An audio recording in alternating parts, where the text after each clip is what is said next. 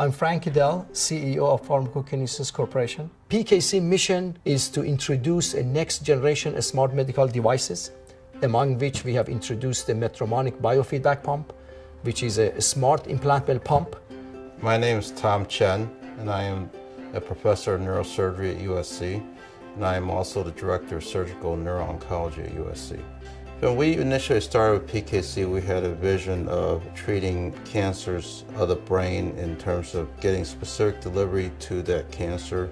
One of the problems with brain delivery in general is that when we take a drug down, like orally or intravenously, there's a barrier called the blood-brain barrier that prevents the drugs from getting to the brain very effectively. And so one of the things that we're trying to do at PKC is to develop new methods by which we can deliver drugs very effectively to the brain. My name is Josh Shachar, and I am part of the PKC group. Currently, you would find that delivery of chemotherapeutic agents will require that the patient will basically either be in the bed or walk with this apparatus and be connected to a catheter which delivers the medication intravenously or otherwise. We basically wanted to create a situation where all the capability to have a metronomic delivery can be incorporated into a device that is internally mounted within the patient's body. The pump can measure the drug concentration real time and broadcast it to a physician, can measure and detect the marker of disease and can report it to the physician, and come with a software that is capable to customize the chemotherapy regimen to the need of a specific patient. And that's very important. Currently, no pump can do that. You can see here that there are two bellows, and these bellows basically are made so that one of them contains the drug, and the other bellow basically contains fluid that we siphon back from the tumor or from the spinal fluid, and this is the stuff that is getting analyzed in terms of the response to therapy.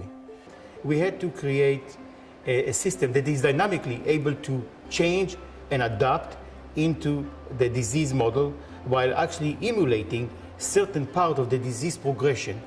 We'll be able to implant this pump, and then what we'll be able to do is we'll be able to communicate with the pump and tell the pump what schedule to deliver, how much to deliver.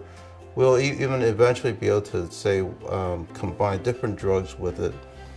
We then decided to identify that new process as the fourth modality, where medicating agents are delivered in a substantially smaller rate on an optimal dose as opposed to maximum dose, that there are combination medication, that we can do multiple medicating agents at the same time, that we can actually identify what's really happening with the disease, whether there is a progression or regression. But the bottom line is that everything is all done from the outside. So you don't have to come to the hospital, get your reservoir poked in order to get your chemotherapy delivered. It's all internalized. That's the future in terms of how we'll be doing these types of therapies. Recently, we received a prestigious award from Frost & Sullivan for 2013 Global Biosensor Innovation. It is important because we have an independent source that has recognized the quality of our work and has indexed us on a global scale. The significance of our nano-impedance biosensor is, for first time, a human on this planet is capable to implant this little device under the skin, and the device is capable to detect the signature of any disease in the human body and report it wirelessly from inside the body to any network over their iPhone or iPad at the cost of pennies, with the electronics that may cost less than 20 bucks. This is a game changer. The device can be etched and incorporated to any medical device on the globe. We believe this model creates an extremely lucrative return on investment for our shareholders. Our first application, MVP, is for patients with what we call Leptomeningeal Carcinomatosis. And these patients, when they have that disease, if they're not treated, their lifespan is about 3 months after their diagnosis. For ourselves, we have a timeline basically of trying to get this thing approved and implanted in patients by 2014. You know, if you can help a human life live longer, what's money?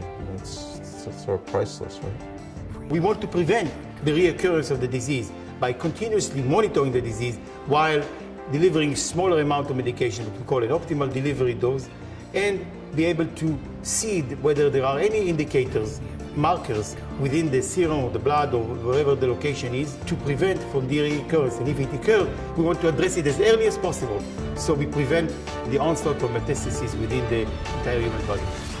That's what the fourth modality is all about.